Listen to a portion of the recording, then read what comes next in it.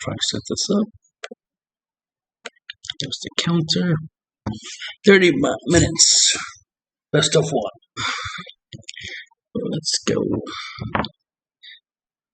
Do appreciate that people appreciate that I'm doing these 30-minute games. I mean, it was only logical because normally I don't. I just play to play out my strategy and win that way. But the fact that competitive play does have time limit, it's a good idea to practice playing within the time limit, right? Logically. So that's what I'm doing. Playing with a time limit. Good old practice. What's good is my opponent didn't take too long. Normally they take 2 to 3 minutes a turn. That's another thing, like having the timer thing, it lets you know how people typically play. And people who are faster, I tend to try to be as fast as I can. You'll probably be able to look at the timer for my turns and see how long it takes for my turns to play out. I tend to try to be fast. I mean, granted, it's on untapped, so lag is a factor. Not everybody's internet is good, so that's a thing. In fact, especially with a lot of my decks, I tend to attack a lot in a single turn, so obviously a lot of decisions need to be made there. A lot of actions. As you can see, turn 1 already going in. The usual. Now, what's going to be interesting is what happens on my next attack, which is something that it's not too surprising for it to happen, but it does make obviously it does matter. Alert! So he takes a life, so he's still dealing the 1 damage they're going to deal anyway. So you see, turn 1, 4 damage, too easy peasy. I swing, he's obviously going to block that. I'm going to combo, get rid of the Legic, keep my board wipe just in case, and just to make sure I add 4 cards in the drop. You might not be able to see it, but there's 4 cards in the drop now. So now I warp 4, overwhelm. Now he has 1 energy, so obviously that can matter. So I'm going in for double strike, alert, and he uses a violent raise. I've never seen that artwork. That shit looks epic. All right, so I end my turn. Close. Could have dealt 6 damage turn 1. Right? But as you can see, I was able to output up about 6 damage, right? So 6. My leader swing went through, right? Because he blocked it. When technically 7, that would have been technically 7 turn 1. So the ability to output 7 damage turn 1 is good. So he had to use his blocker negate and his violent raise turn 1. So that lets you know the power I hold in my hand. But the irony is, my opponent's hands is 11 cards in my hands, 4 cards. But I currently have the advantage with having more life than my opponent. And it's only been 7 minutes so far. 7 minutes of the game.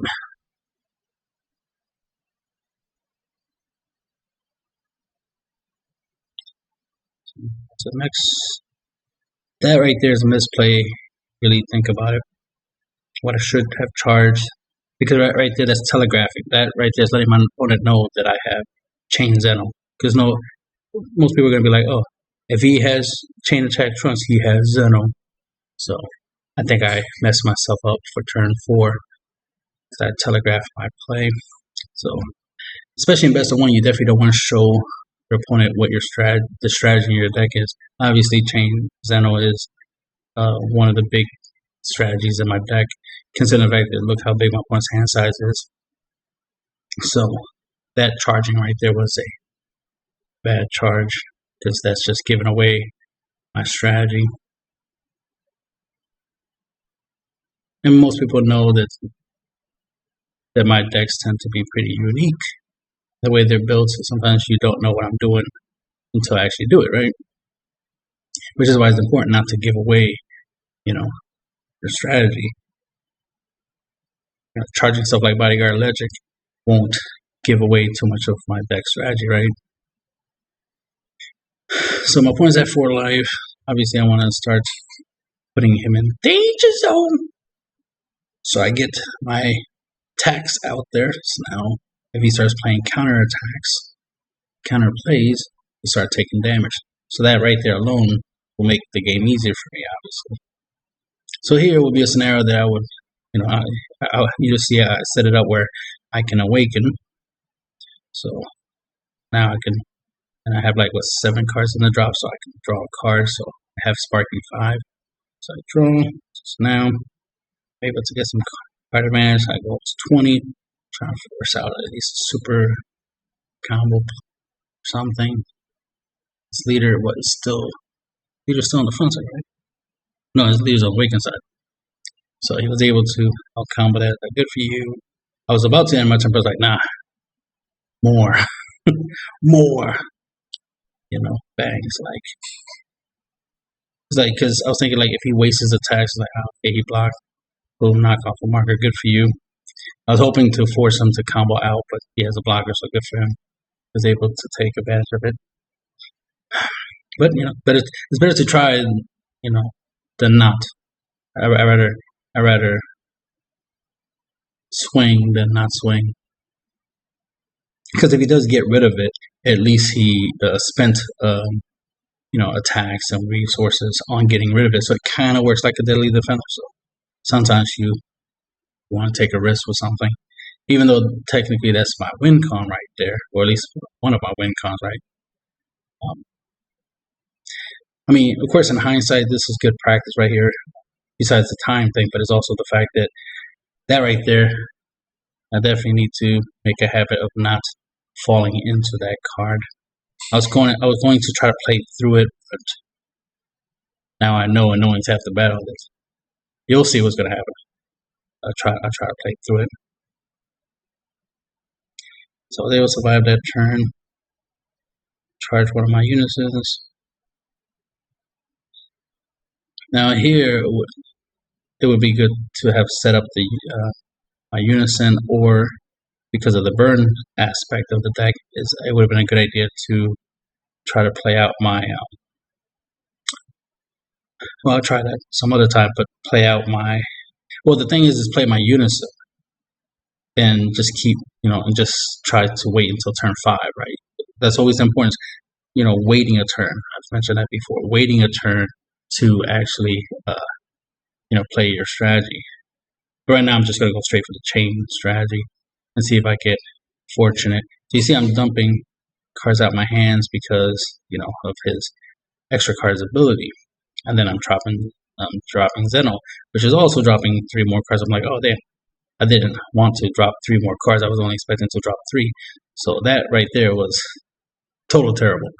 Now he has the counterplay that also hurts. It's like, wow, you actually have a response for this. 1 energy counterplay. Good for you. So it's bad enough that his extra card effect was in effect for my turn. Also the counterplay on top of it. So then I asked him, like, since you're stopping me from playing Zenoh, do I actually get to keep the 3 cards that I discarded, or what? I don't know how this is working out. Because I don't know the interaction. I don't know if I have to discard the 3 cards first, then try to play the card. Then if it gets countered, then I just lost 4 cards. Or if I had to successfully play the card, then pitch the 3 cards. That I don't know. I don't know the rulings for that, since I don't play these cards. Since he does play these cards, he would know if it does or doesn't. And he said, I do get to keep the 3 cards, so I'll put them back. And Zenoh goes to the drop. So no chain Zenoh for me, which we all know would have made a huge difference right now. Of course, I was saving my leader's attacks. I wanted to fill up my hand after Zenoh went off, but this is why, like I said, I should have waited. Because I should have waited until his extra cards effect was off, and hopefully he doesn't play another one. And then just try to what is it called? Pick. Since his extra card only reworks on my turn, I could play stuff on his turn. So and we all see I have my SCR, my pan. So I should have been trying to just pick, because my unison definitely would have let me look at his hand so I could see what he has, and I could break his hand. Ultimately, I'm supposed to have the unison turn 3 at least. Ideally, I'm supposed to have a turn 3, then and use it before I play my chain Zenoh to help me prevent the possibility of my opponent stopping or having some type of play to stop my chain Zenoh combo. So that's the point. So I didn't do that. I just went straight for Zenoh and took the risk. And as you can see, it didn't bode too well. But as you can see, there's less than 9 minutes left in the game. Me and my opponent are both at 3 life, and it's currently turn 5. So he's doing a swap thing. So I'm losing out on, losing out on cards in my hand. I'm obviously going to drop the Napa so I can protect him, keep him in there a little bit longer, and he hits the field. Yes, I'm using super combos, obviously. Only the multicolored ones. And, always been using Napa to do the thing. So he swaps out, hits that. It's like, oh man, that would be nice to play it on his turn, and have a nice beat stick on for my following turn.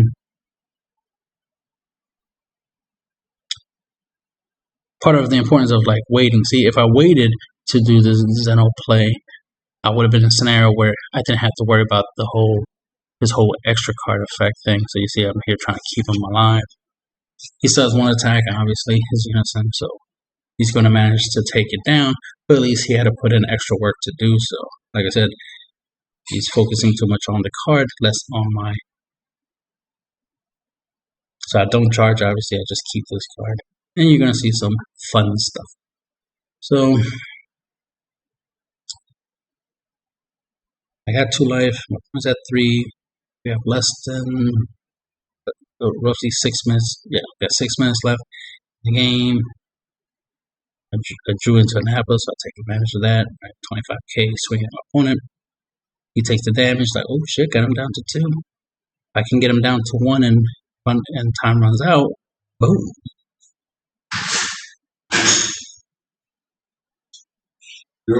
Good. So say that I'm slowly making a video. I'm slowly attacking my opponent.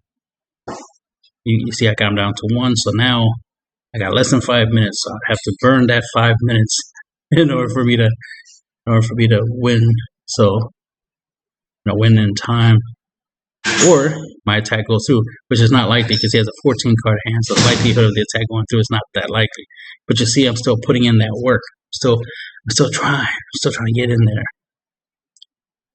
So now he's playing cards. It was crazy. He's playing a whole bunch of cards for free. Like, he's tapped out. I understand being able to combo out of these attacks, but the fact that he's playing extra cards for free, it's like, here comes a 20k.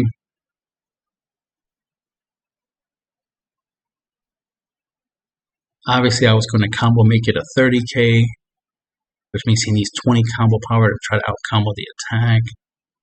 This will reduce his hand size, but reduces his hand size is a little irrelevant in this situation because since I don't have cards in my hands and I'm all out of gas, as they say.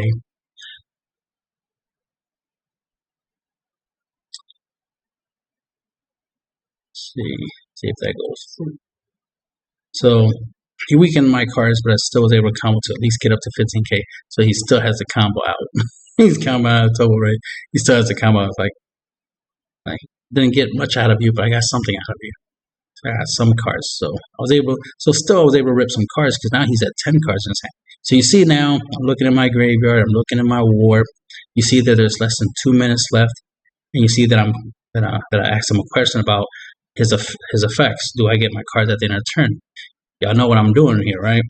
And this is some stuff that tends to happen in real life. Certain actions, questions, even talking can do stuff. So you see, waited. You see, I'm waiting. Boom. I waited until it was 29 minutes, which means he only has a minute left.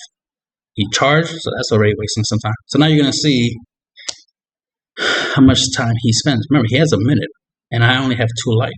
So he should just be going straight into attacking. He shouldn't even have a charge. That was a waste of energy, to charge, right? He should have just straight on went into attacking. But he wants to use his leader effect. He wants to use his unisons effect. Bang, time's up.